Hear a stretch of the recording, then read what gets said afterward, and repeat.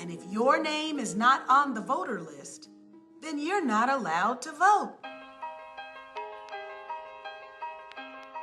5 months before the 2000 election, Jeb Bush, governor of Florida, and Katherine Harris, his Secretary of State, ordered the removal of 57,000 voters from the voter rolls. Supposedly, these were felons, criminals not allowed to vote. In fact, 97% were innocent. And it just so happened that most of them on that list were Black and Latino. I'm not guessing because I got a hold of the computer files. Next to the names are the voters' races. Ms. Harris, you're aware of allegations that a private firm that you contracted with produced a list of purported felons who were taken off the voter registration list? Yes, I am aware. And you became aware of the concerns raised about the legitimacy of the lists that were provided by the private firm? Yes, I became aware. And what action did you take in response to becoming aware of those concerns? If, again, I'm going to refer that to Mr. Roberts, and that he's in charge of those day-to-day operations. What specific actions did you take, Mr. Roberts? In putting the data together, there were identified by the supervisors of elections a significant number of persons who had not committed felonies that were identified on the list. Excuse me, Ms. Harris, when did you become aware of the concerns about the list provided by the firm? Again, because our division director would have made me aware, brought this to my attention. I'll have to refer to him because I'm not certain of the specific dates. Okay, I'm trying to move this along, Mr. Roberts. You're not helping me out because I'm not getting the specifics. I'm not trying to stall you. I'm trying to. But you're not giving me the information we're asking. Please do. It was important to establish for the record the role of all of the players in this debacle of democracy. I just want to make sure that I'm clear on this. The duties to carry out the election itself are not the responsibility of the governor. So we understand for the record that as it relates to the November 7th election, you had no authority, no responsibilities, and took no actions with regard to the election. In the preparation for the election? Yes.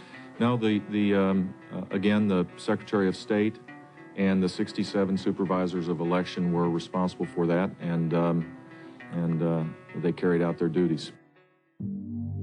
Supervisors are in a precarious position here.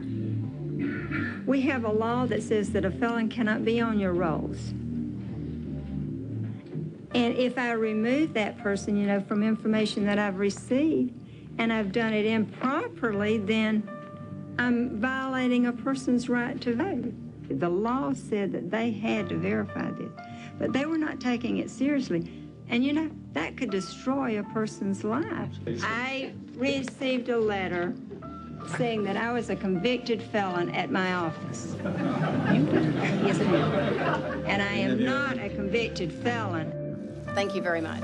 I actually don't feel that the stories of disenfranchisement were that well covered by the media. There was a great deal of attention to punch card ballots and hanging chads. There was a great deal of attention to the political machinations. There was even a great deal of coverage for the soap opera litigation. But the stories of individuals who were aggrieved by what went on, that sort of went to the back burner and then ultimately just fell out of the story altogether. Because there was no debate on the floor of the U.S. Congress, one congresswoman, Cynthia Mckinney, decided to hold her own investigative hearings in Atlanta, Georgia, the home of Choicepoint, the company that created this list, and she dragged in the executives of the company to answer questions. DBT was instructed to use very broad rules. These rules were supplied by the state when comparing names on the list. What Choicepoint admitted to us at the town hall meeting was that they weren't looking for exact matches. Florida officials only wanted an 80% match on the last name. Now, the result of that was to capture the names of people with similar names. If John Smythe was the convicted felon and John Smith was on the voter roll, well, John Smith became a convicted felon. DBT told state officials that the rules for creating this list would mean a significant number of people who are not convicted felons would be included on the list. And the state of Florida said, well, give it to us anyway, because we want that comprehensive, inaccurate list. Choicepoint was paid $4 million. Were you supposed to verify the list? No, ma'am, we were not. So who exactly told you to provide a list that wasn't verified? The state of Florida through their Division of Elections. Okay. For something as precious as the right to vote, you would think that they would want to know that the person they're banning from the voting booth is the actual person who committed a felony. After wrongly identifying 8,000 Florida voters with Texas misdemeanor records as felons, it supplied a revised list. Texas did not inform VBT that misdemeanors were on the list. They said it was a list of felons. You got from the state of Texas a list of those who could not vote in Florida. Is that correct? That is correct. And who in Florida told you to provide those names? It would have been the Division of Elections. I just want to make it clear to the folks who are in here, if you think you thought what you thought you heard, and you don't believe that that's exactly what you heard, well, let me make it plain to you that that's exactly what you heard.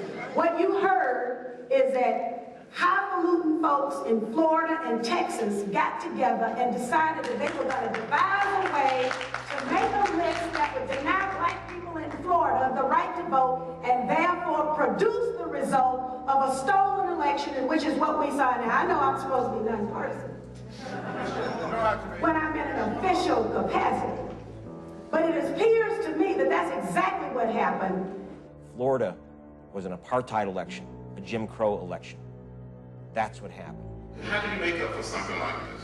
Do you, or Choicepoint, feel any sense of responsibility of what happened in Florida?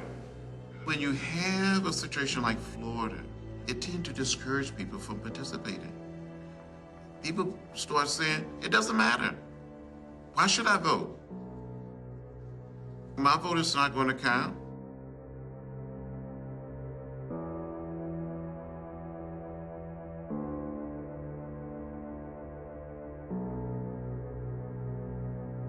The problem with this is that it was so in your face.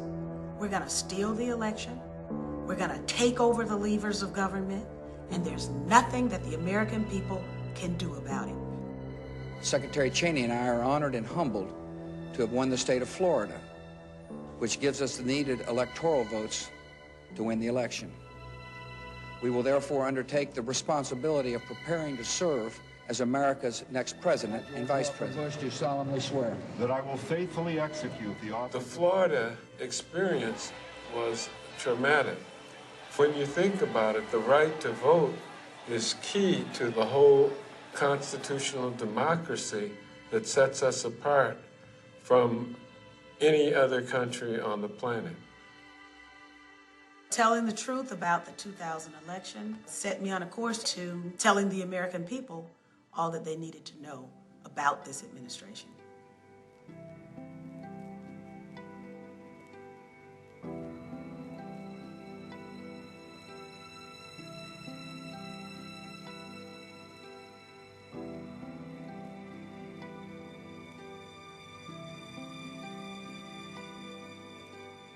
September 11th started out like any other work day for the average American person. People got up, shop owners opened their businesses. We all were getting dressed for work. Some of us were at work. Stores were open. And all of a sudden, the unthinkable happened. Eventually, we all came together and we were given talking points. The talking points said that we were hit because we were free, that we were hated because we're free. And it seemed that everywhere I went, for answers, I got that mantra.